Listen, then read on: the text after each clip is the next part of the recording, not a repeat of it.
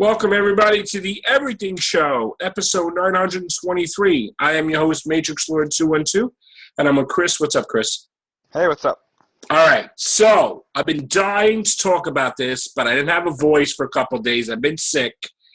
So freaking happy, right, Chris, that my wishes have been granted, supposedly. So, and you want to tell the story? Because I'm losing my voice. Sure. Yeah. So this is coming from comicbookmovie.com. Yes. And in a nutshell, because I definitely suggest people go read the article for themselves. Yeah. Basically, the Marvel Comics universe it looks like is going to return to what we would consider normal by the fall. And basically what we mean by that is characters such as Thor, Iron Man, Hulk, Captain America, those characters are basically going to return to what they were before all this craziness happened. So, you can expect Steve Rogers to be let me add something. Captain again, and Yeah, let me just add something to that, Chris, because I know a little bit more. Mm-hmm. Everybody's going to be restored to normal, but except for Captain America. Mm-hmm. Because that thing is in motion. But supposedly they did tell the writer to wrap it up and fix it sooner than later. So that will be the last thing that is fixed. Captain America. Here's the thing what the article says, and yeah. This is why I'm not getting too overexcited about this. Okay. It says, as Marvel brings back the X-Men line with a bang, to expect a return to more of a status quo for titles such as Thor, Iron Man, Hulk, and more. A more familiar-looking Marvel universe by the autumn. Although, just as with Captain America, as classic-look characters return, expect new characters to keep a number of their books. Mm-hmm. So they're not getting rid of all this stuff. Wow. They're going to probably keep it around, but they're going to bring back, what they're saying is, the normalized characters like Iron Man, Thor, the Hulk, and whatnot. So, I mean, this is good news for people like you who want the original characters back. Right. But I don't think it's anything to get really excited about because I think they're going to keep a lot of the new stuff the same. Which I can't really blame them because they set it up already. But it's nice that some of these characters are going to, go back to what made them famous, Yeah. Well, I mean, I don't know what the storyline's going to be. Mm-hmm. I'm thinking it's some type of, some type of time joint, like time travel or whatever, something thing or maybe it's something to do with Mephisto, that like with the deal with SpiderMan or something. And somehow all these characters are going to be... Because here's the thing. You got to bring people back from the dead now. So, I mean, this type of drastic change backwards, I don't know how this is going to work. But it is a big storyline, supposedly. So the Hulk is going to be alive. And he's going to have his own book back. As far as the other characters of She-Hulk being called the Hulk... She's going to have to go back to being She-Hulk. And the guy that's the totally awesome Hulk, they're probably going to have to change his name or something. Because I know that they were complaining that people are so confused with why there's a female Hawkeye, a female Star-Lord, female everything, and people don't know what the hell is going on. We showed the sales figures that they were in a toilet. And the executive order that was given, I guess, from Disney to Marvel, where they started killing off all the X-Men to push the Inhumans, now supposedly that's in reverse, where they lost too much money and they said, the hell with it, we're going to go back to promoting our X-Men regardless. They're working better with 20th Century Fox. Now, supposedly, not only are they bringing back all the X-Men comics, but they're bringing a toy line out, which is something they haven't done for years to spite 20th Century. So they're putting out toy lines for X-Men, as well as bringing an animated series. to, I guess that's going to be close to the 90s X-Men that we know. So I only hope that they can bring back Fantastic Four as well and bring Wolverine back to life. But all this stuff, most of this stuff has to go. This, 3 different Wolverines or 4 different Wolverines, or you got to like wipe that off because the sales just ain't there. And I guess Marvel just don't want to part with them totally, but you may have to.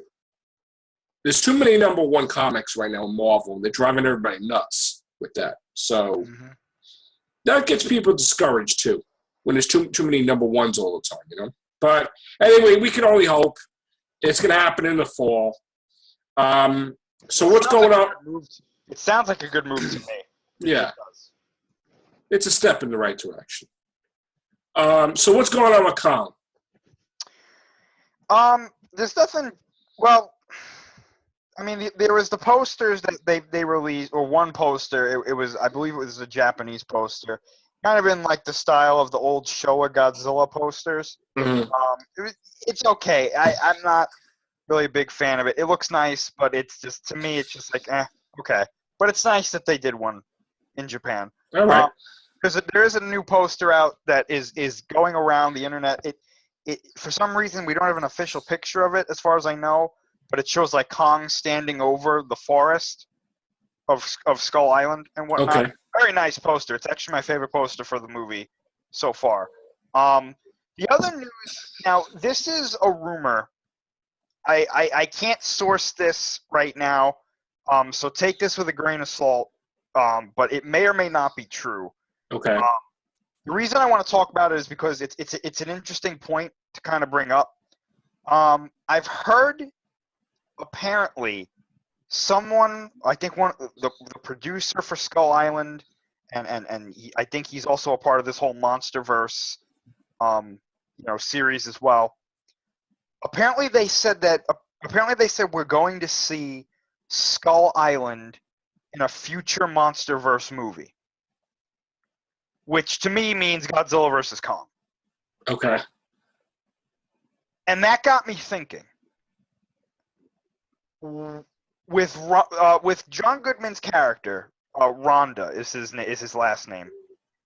Okay. Apparently, because John Goodman, I believe he said this in an interview, and they released this about his character, so I'm pretty sure this is confirmed.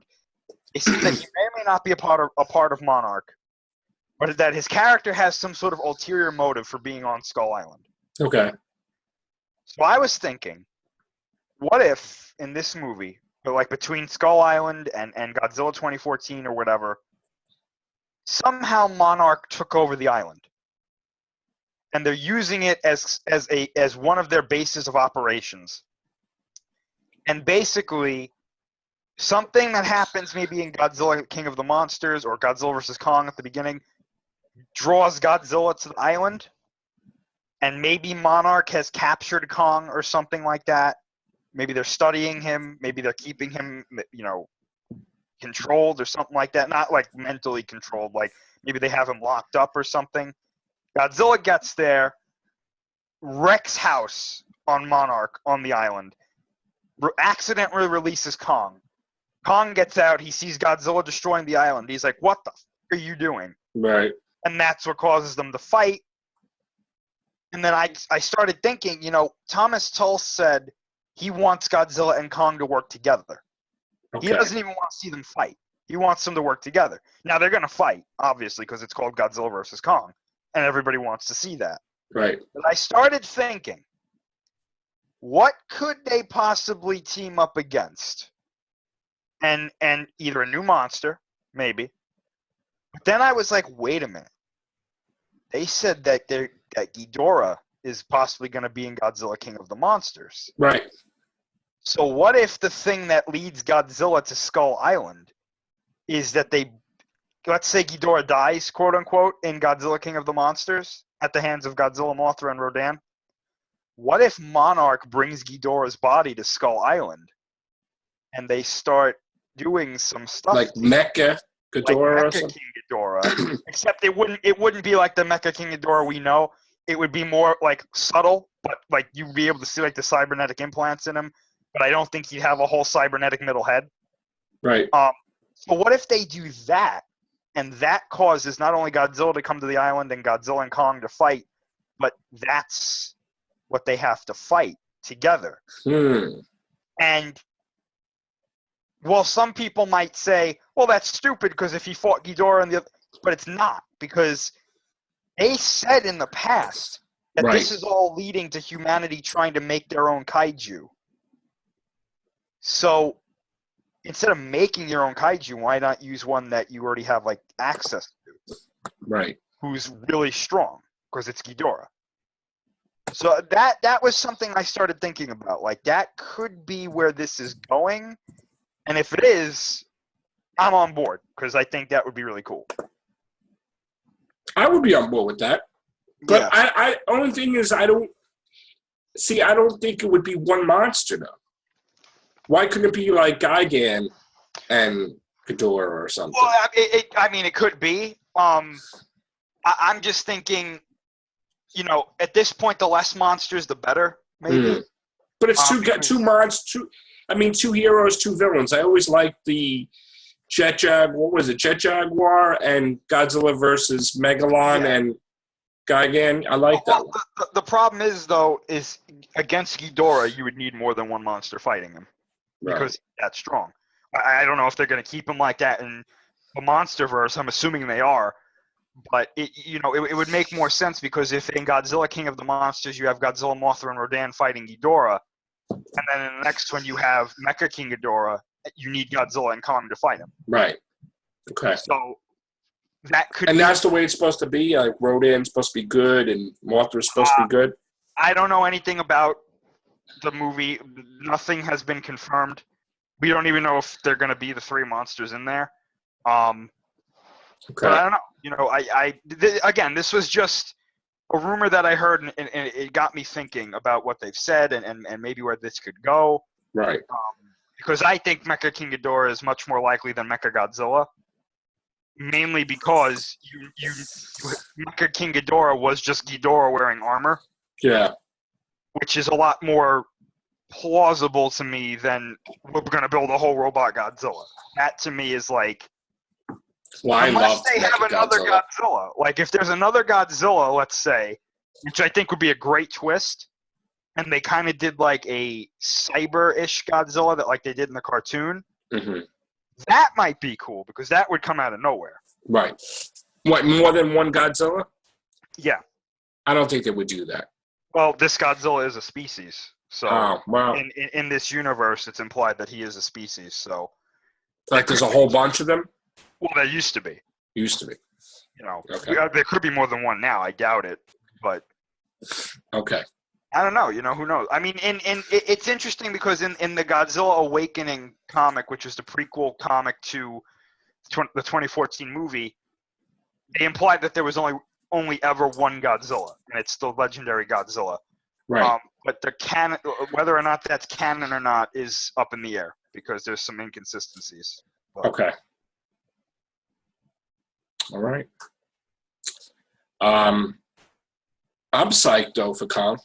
Yeah, I can't freaking wait for that. And can't wait for Godzilla King of the Monsters. Now, I do have to ask, of course, what's going on with the Toho version, which the main version, actually.